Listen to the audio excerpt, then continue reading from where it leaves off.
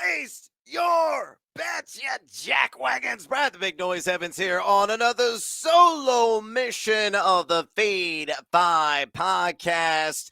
Hoping to crank maybe one of these out, the bulk of the action for this week 17 NFL Sunday upcoming. But I'm about to hop on a plane. I got to get down to Georgia, watch my kids in the Peach Bowl parade. So it's tentative if I get one up on Saturday.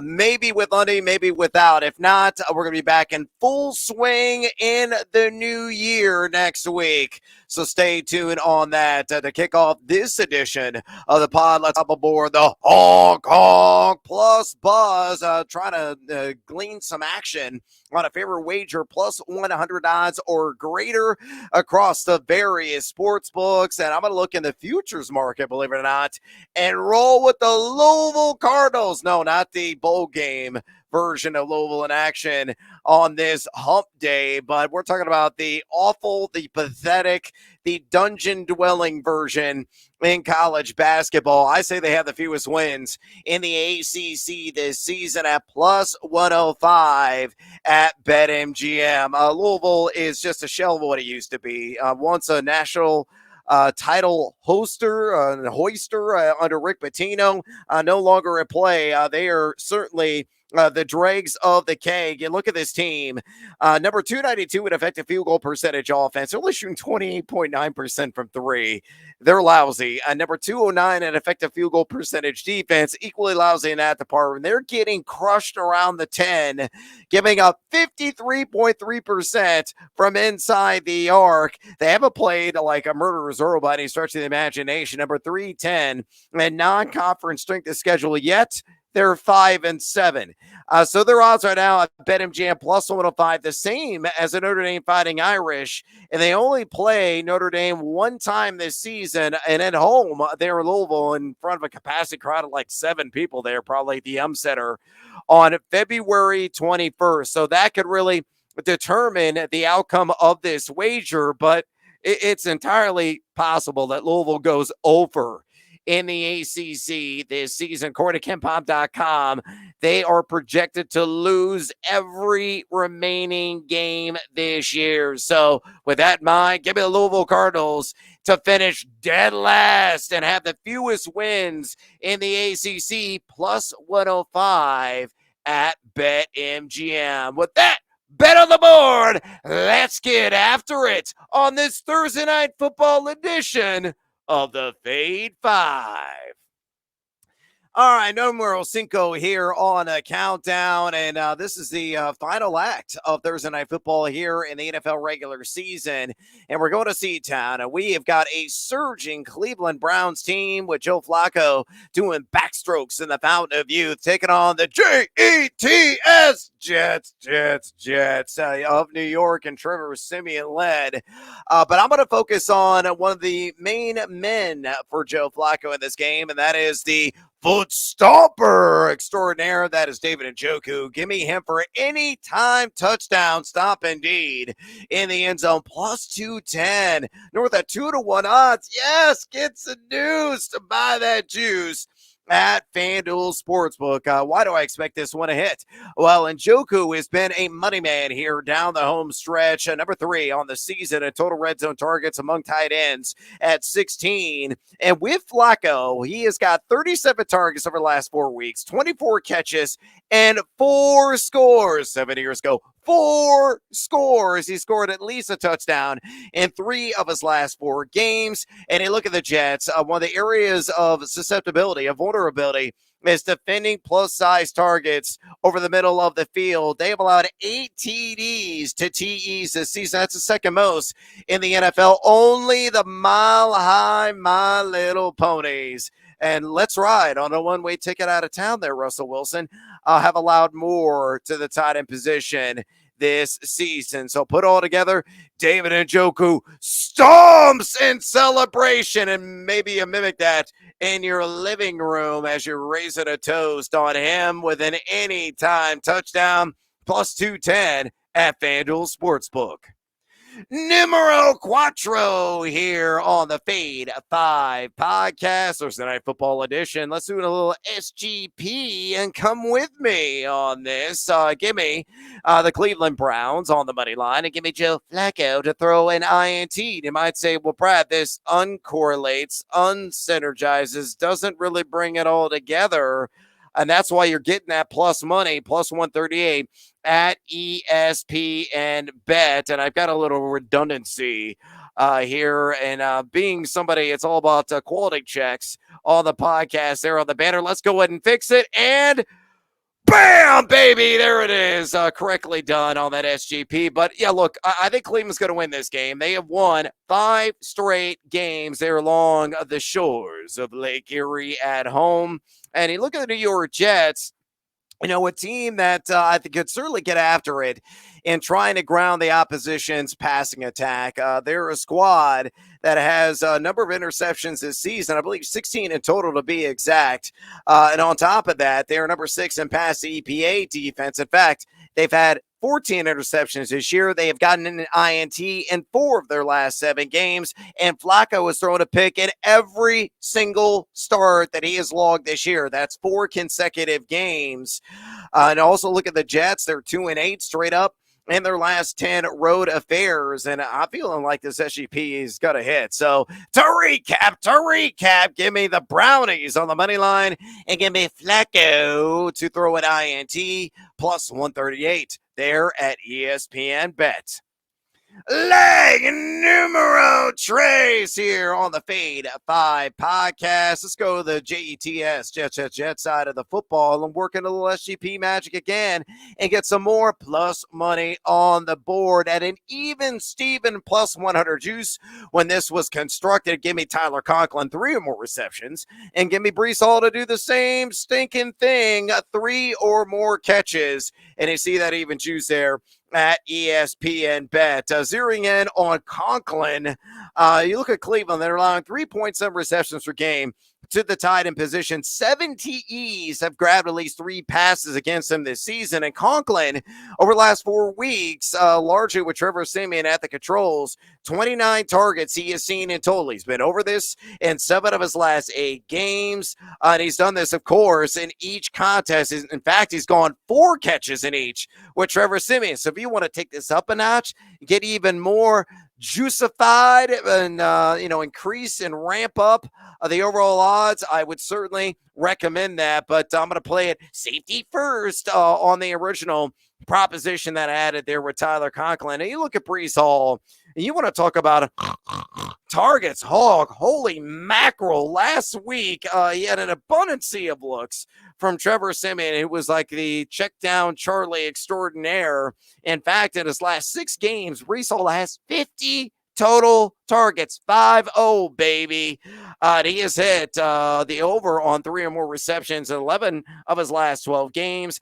The Browns have given up 3.8 receptions per game to the running back position. But again, feeling the heat, he's got to look right. He's got to look left. And I think ultimately he's going to look down within maybe a 2-3 yard distance to Breece Hall on a lot of those opportunistic check down opportunities. And on top of that, too, some of those design screens, quick hitters, Breece Hall will haul them in. A guy with very soft and delicate, well, hopefully not too delicate, they're not going to shatter hands. So ultimately, I believe this SGP, Tyler Conklin, 3 or more catches.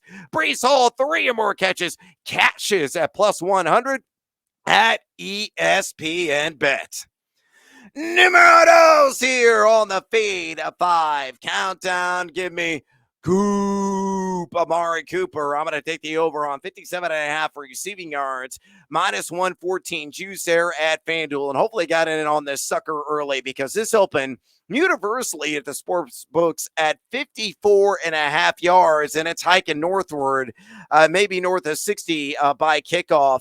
And you might say, well, Brad, I mean, the Jets are top 10. They have been all season and pass EPA defense. They got Sauce Gardner. They got DJ Reed. That is true. The very talented secondary that at times can really lock down on some of those top targets. But you peel back the layers of the onion, you do the research. Number one wide receivers this season against the Jets are averaging 67.3 yards per game. So 10 yards north of this proposed number. 9 times have gone over this number against them this year. Again, yeah, the Jets are number 6 in pass EPA. Defense, yeah, is going to see a lot of DJ Reed most often in coverage, but Reed's given up a 63.2 catch percentage, though just an 82.9 passer rating to his assignments. Cooper coming off the historic day, and if you went up against him in your fantasy playoffs, condolences, because that was a buzzsaw that likely sawed everybody in half. 50 plus fantasy points scored,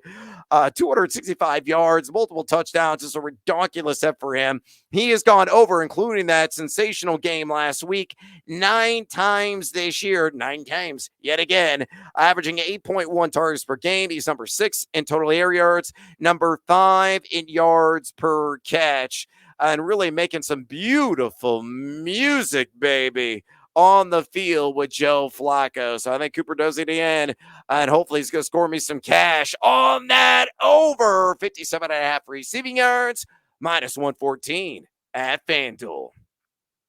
My number one play on the board on this Thursday Night Football edition of the Feed 5 podcast. Hey, it's another SGP, and come with me if you are buying what this jackass is selling. I'm going to take Cleveland on the money line yet again. And this time I'm going to pair with another Browns prop, David Njoku. We started with him anytime touchdown. Let's finish it with an exclamation point and take the over on 4.5 receptions at plus 125 there at BetMGM. And I think this is entirely capable of occurring. Why? Because they look at the Jets. Again, a team that's really struggled away from East Rutherford this season, 2-8, straight up in their last 10 road matchups. And as I mentioned before, the Brownies have won 5 straight home games, and Njoku has really been piling up the targets. Already laid out that case, 37 in total with Joe Flacco over the last 4 weeks. He's gone 2 catches, 6 catches, 10 catches, and 6 catches during that stretch. So it's hit the over in 3 of his last 4, and trying to work away from Reed, trying to work away from Sauce Gardner over the middle of the field between the hash marks. That's where David Njoku makes his hay and earns his paycheck. So for that reason, I think Flacco has got a lock and load on him early and often. This could be another 10 to 12 target kind of game. And I feel, too, the Browns score the dub. Yeah, slap those two together. Plus 125, fools, at BetMGM. And of course, we couldn't go without some bonus time here on the pod. But first, let's reveal the Team Huevos parlay play of Thursday Night Football. So on this little SGP, here as I am playing this, they're at BetMGM. Once again, common theme. It's not like a broken record. I get it. Cleveland, money line. All the reasons I already mentioned. Give me Joe Flacco. All I need is one passing touchdown. You look at the Jets, they have given up 16 passing touchdowns this season. 12 quarterbacks have done this in 15 games against New York, and Flacco's thrown at least 2 passing touchdowns in every start for the Brownies this year. All I need is one. Amari Cooper, give me 45 or more receiving yards. Again, I like the over. Already laid out all the reasons why on the standard line, but we're going to take this down, avoid any pushing by building in a little cushion with that 45 more yards. Gave it in David Njoku. Again, my number one play was the over on 4.5 receptions. All I need is 3 in this SGP. I think you can get that. Breece Hall, again, I feel he's going to get at least 3 grabs. And Tyler Conklin, you get 2 or more receptions, and that only enhances the juice and maybe your chances of scoring some cold, hard cash. So really don't need to go into a whole lot of gory detail on every single one of these legs because I already laid out the cases for each of them, but it's plus 220. Oh, work the shoulders again. It gets seduced by that juice at BetMGM. All right, let's go to some other action and some of the other sports that are out there. And I'm taping this on Wednesday, midday ILL time. So it's before the kickoff of some of these bowl games. And let's go to the Holiday Bowl. Under the primetime lights, we got Louisville, got USC. And I'm going to bet the under in this game. I grabbed at 59 at DraftKings at minus 110. Most of the books at tape time now have it down to just 58.5, and I'd still bet that under. Louisville's going to be without their top running back, without their top wide receiver, but much of their defense remains intact. Not really the case for USC, kind of across the board. Myriad losses offensively, defensively, opt-outs because the NFL draft upcoming, or via the transfer portal, no Caleb Williams. So Miller Moss is going to get to start the backup there for the Trojans. Yes, USC, awful defensively the entire year. Number 58 in EPA total defense. But how many points are they really going to put on the board? Because Louisville's an outstanding defensive team, number 17 in EPA defense. And again, much of their key players, many of them, are going to be in uniform on that side of the pill. And I know Louisville is going to be down some other key guys offensively. That bakes into this. So, again, give me the under, whether 59, 58.5. I played this down, probably like 55.5. Cardinals and Trojans in the Holiday Bowl tonight at minus 110 juice. Elsewhere in, let's go to college basketball, shall we? And I work in NBA SGP as well, but basketball resumes 3 days off due to the holiday. Extraordinarily light slate. There's only 2 games on the docket on this Wednesday, but I love the over. In the Morgan State and Virginia Cavaliers game, you can get that right now, 131.5 at BetMGM on that over at a minus 110 juice. Why am I digging it? I know what you're thinking. Well, Brad, it's the Cavs. All they do is play extraordinary, stout, and stiff defense. That is true. Evidenced by the number 4 ranking in EFG defense, allowing just 43% inside the arc and only 27.4% outside of it. But this Virginia Cavaliers team, though they are number 361 adjusted tempo, they will run with the competition at times if the competition does emphasize a quick pace. And that is the formula, the philosophy of Morgan State, number 50 in adjusted tempo this season. They're number 276 at EFG offense. That's a shortcoming to say the least.